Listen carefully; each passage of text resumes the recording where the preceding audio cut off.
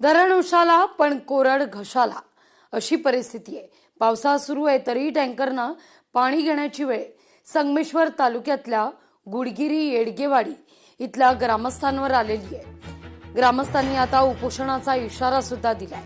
खरं तर रत्नागिरी जिल्ह्यात मुसळधार पाऊस आहे, पण या धनगर वस्तीवर पिण्याच्या पाण्याचं तीव्र संकट आहे।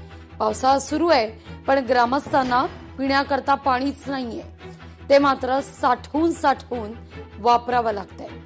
अनेकदा 1500 रुपये खर्च करून टँकरनं मागवण्याची वेळ या ग्रामस्थांवर आहे।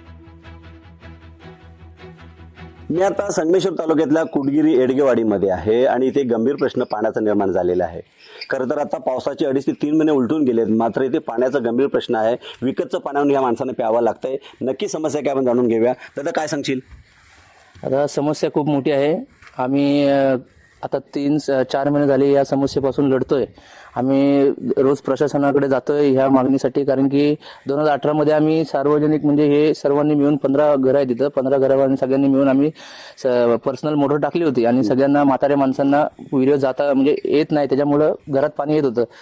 तर त्यांनी काही कारणास्तव 3-4 महिने झाले मोटर म्हणजे आमच्या 5 जणांचा नळ कापलेला आहे आणि त्याची आम्ही तक्रार सुद्धा केलेली आहे। पाणी टँकरचं आणतो मी, महिन्यापासून पाणी आमचं बंद झालंय।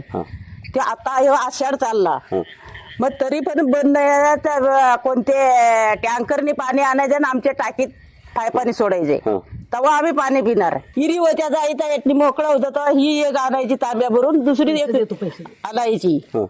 पैसे 1500 रुपये टँकरला आम्ही देतो आणि गाडी बोलवतो ना आणतो आणि टाकी भरून घेतो, ते पाणी वापरतो आम्ही। जे आम्ही स्वतः खर्चाने पाईपलाईन टाकली होती ती पाईपलाईन आज आमच्यावर तोडल्या गेली आहे।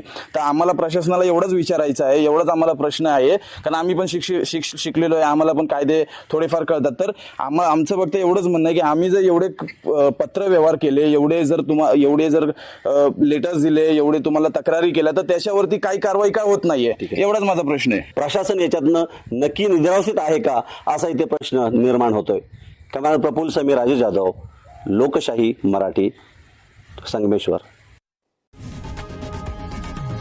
लोकशाही मराठी ऐका, पहा, जागरूक रहा।